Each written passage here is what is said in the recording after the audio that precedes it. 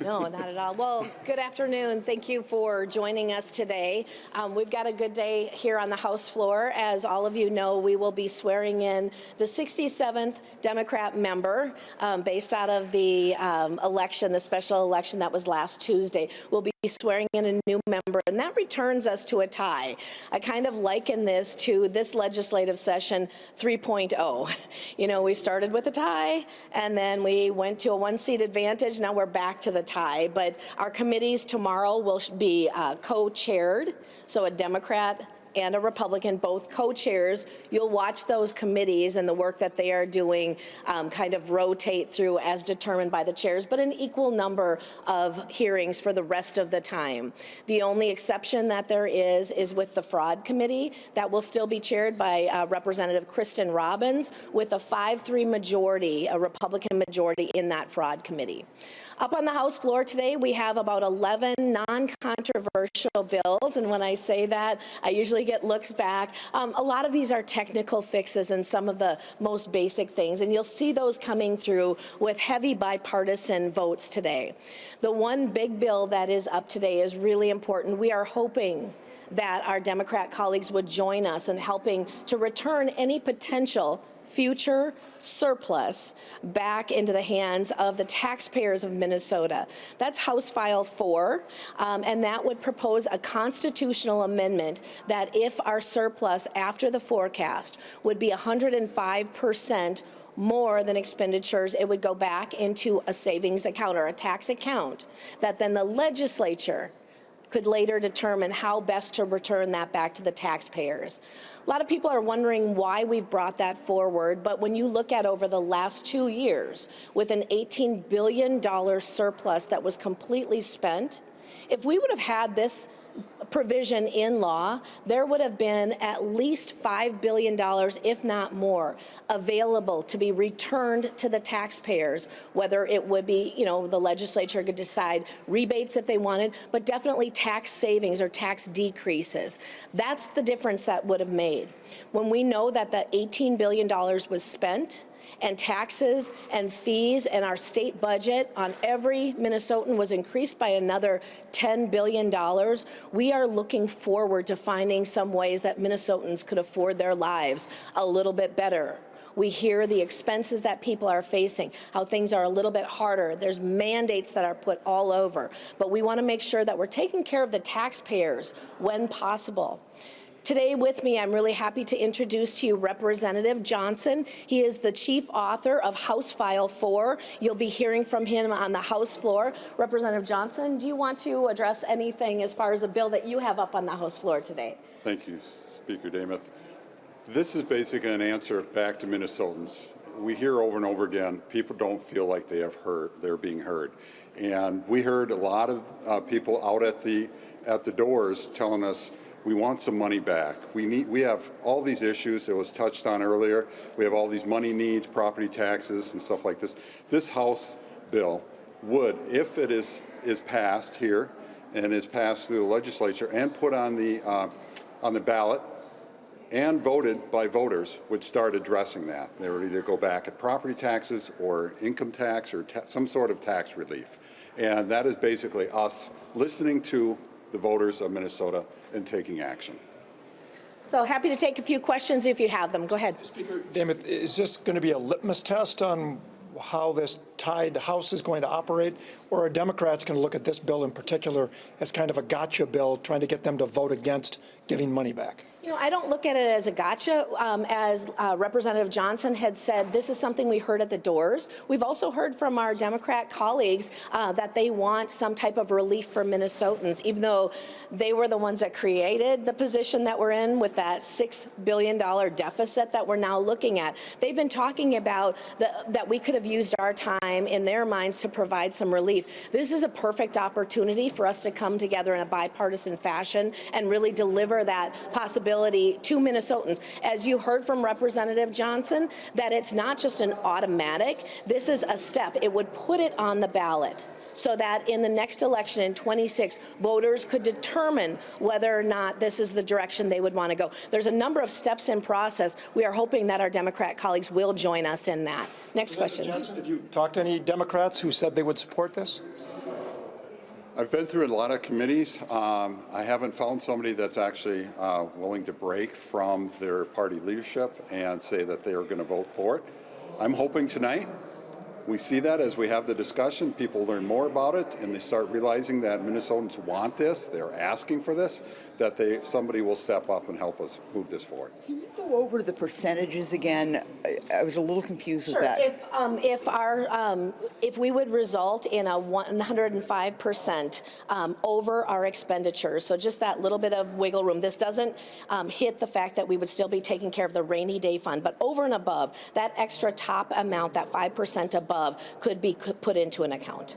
How would you describe your relationship with the DFL leaders right now? I know Melissa Hortman was a little sour on how things had gone so far. How would you say things are with them right now? I meet weekly with Representative Hortman, and we are looking at how do we bring this to a close as far as this year. Again, as you've heard me talk about, we want to be done by May 19th. That is when our work needs to be done, and that's a balanced budget in place.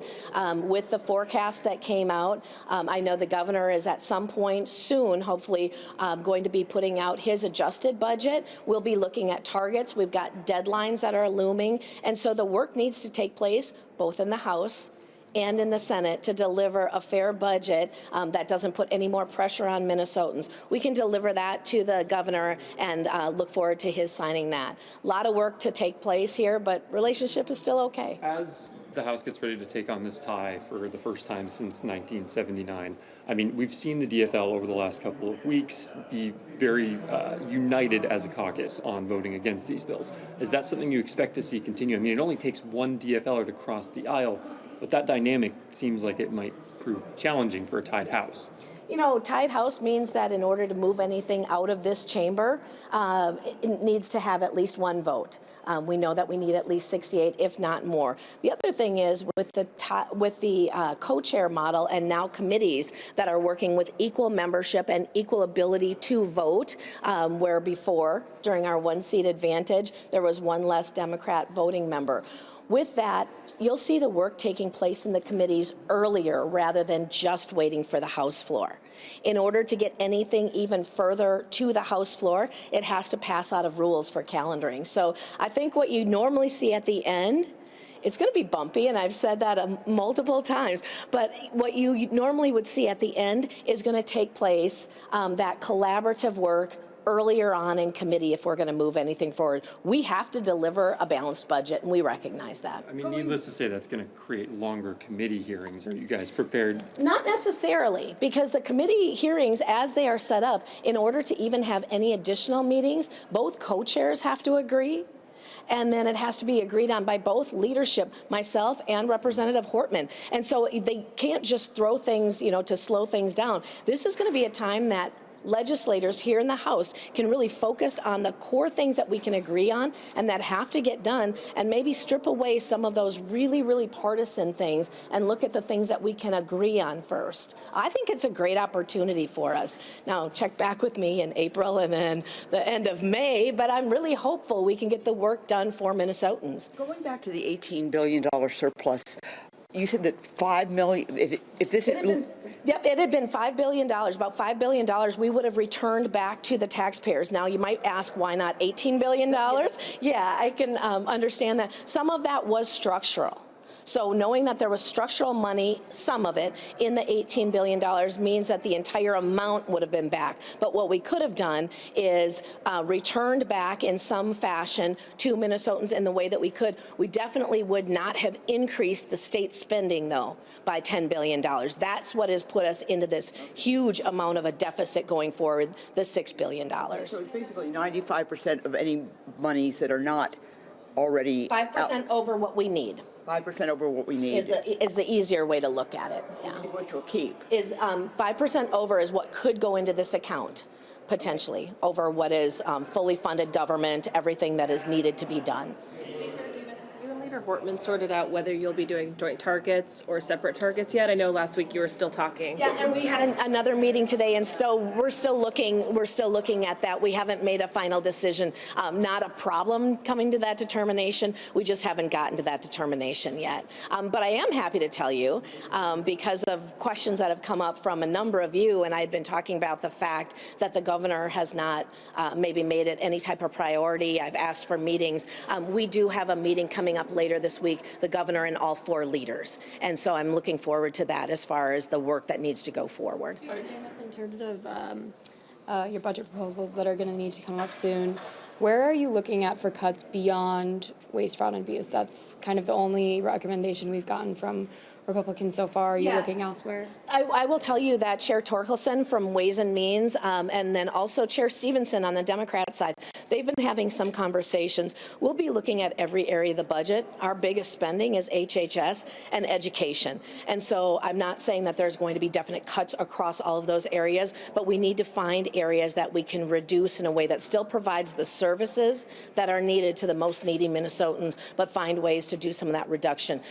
There was over 6,000 new FTEs added to state government. We understand that not all of those have been filled. There's going to be different savings, possibly in a different way that has ever been done before, not just across the board, but finding small savings in other areas that'll make up for what we have to do. We will be looking at the tails. There was a little bit of talk about, are we just going to look at a 2-year budget and not pay attention to the tails? We definitely will. We can't just push off what we know is impending in an effort just to do the work right here, right now. History tells us there's no way you'll be done by May 19th. Given the extraordinary circumstances you're under right now, why are you so optimistic? I've made history in a couple of different ways. By being the first female Republican speaker, first black speaker in the state of Minnesota, not using those 2 things. But I think when we are looking at the work that has to be done, every day of a special session costs Minnesotans more. This is the time to make history in a new way and get things done on time when people don't think we could. What are you telling folks who are coming to you and asking for additional funding? Are you having to say, sorry, this year probably isn't a good time? Yeah, I think people that are looking for true funding, we know it's we need to look at bonding, and a lot of those projects are roads, bridges, wastewater, some of those core things that are needed across the state. Obviously, we're listening to all of the requests, but it is going to be a very tight year. We have right across the street from the Capitol a $730 million office expansion for us that we can't pull back. We'd like to dial that back, and we can't do that. So you're watching different types of spending on the government that have been decisions that were made prior to this that are what I would consider wasteful. We're definitely looking at any possible funding asks that may be considered wasteful, even though they're a priority, but maybe this isn't the right time. We're looking at those very, very closely in all of our committees. I know budget targets are again, not finalized, or not even close to being finalized, but I mean, do you have a general idea where you'd like sort of the ballpark to be for the surplus going into the next biennium? No. We'll go with that. I'm not going to say a certain number for the budget targets. Those haven't been finalized at all. Obviously, with a deficit, we're going to take that into consideration when we're looking at any type of spending. What bills will be heard this week now that you need bipartisan support? What is on the table? House File 4 today is on the table, and we're looking forward to our Democrats joining us in voting for that. It's a constitutional amendment. But after, later this week? Those have not yet been calendared. Square, looking at, returning surplus funds to taxpayers in what you mentioned is a tight year. Obviously, that would not return funds this year, but, how do you balance those things? Yep. House File 4, that constitutional amendment would go before the voters of Minnesota in November of 26. So it's nothing that would happen right now at all. We have to get this budget done, find out if Minnesotans want any excess tax dollars returned to them, and then decisions would be made from there in future legislatures. Do you imagine that would help your cause in 2026, having that constitutional amendment on the ballot with you? I think it would help Minnesotans to know that they have more of a say than what they've seen over the last 2 years. I think one of the letters you sent the Walz administration at the beginning of the session had to do with return to work and how many offices were being used or not used. Did you ever get a response on that one? No, so we had, all of our chairs back in December had sent out letters to all of the agencies just asking for some basic information. Gave 4 weeks to have that information returned to us. Some of the questions that were in there was how much office space is being used full-time, part-time, or not at all because of hybrid or changes in work habits. We just want to know.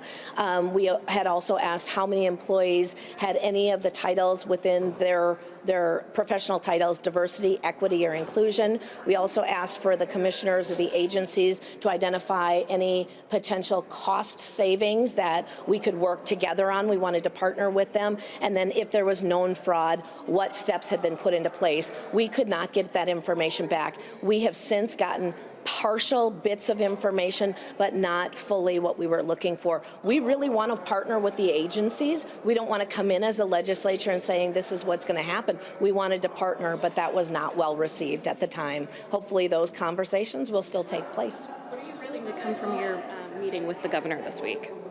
Just looking at a path forward. I don't know if the governor will have already shared his adjusted budget proposal or not. I'm not sure about the timing. Just really grateful, though, that the governor has taken it seriously and is bringing the 4 leaders together to have those conversations. We're going to have to work together, and we recognize that even while the committee and the legislative work is going on. Can you just comment on what these past weeks have been like with the 1-seat majority and what it's what you've been able to accomplish and what you've brought to the floor and how you're feeling about no longer having that? Sure. As we, and with the organizational agreement, even though we're going back to co-chairs, I will remain speaker with basically the full authority that comes with that for the entire 2 years. That doesn't change for me. But what it has meant is that our chairs have been working with the leads of the committees, and now they will be co-chairs, Democrat co-chairs. They've been working well within the committees. You've seen conversations take place. You've seen things get bottlenecked up. But we have passed a number of things off the House floor to give a little bit of relief. Senate file that we passed last week to give a little relief to some of the small grain elevators. We also had more whistleblower protection come off the House floor. There have been a handful of bills that have passed in a bipartisan fashion. I think that's a good sign showing that we can work together when we really put our minds to it and we strip away the heavily partisan things. We have a number of bills sitting on the general register that could be brought up over the last few weeks. You've seen if a bill doesn't pass, we lay it on the table. That means it could be brought up at any point in time should we need it. It could be a vehicle bill, whatever is needed going forward. But we have a lot of work ahead. I know Representative Johnson and I need to get down to a meeting before we're back on the floor. Thanks so much for being with us. Does Act 3 have a good ending? Does Act 3 have a good ending? Act 3 has a phenomenal ending. I believe Act 3 can get our budget settled and get us out of here on time. That would be the best ending for Act 3. So May 19th, we would be done. And then we'll come back in February. Thank you. Thank you.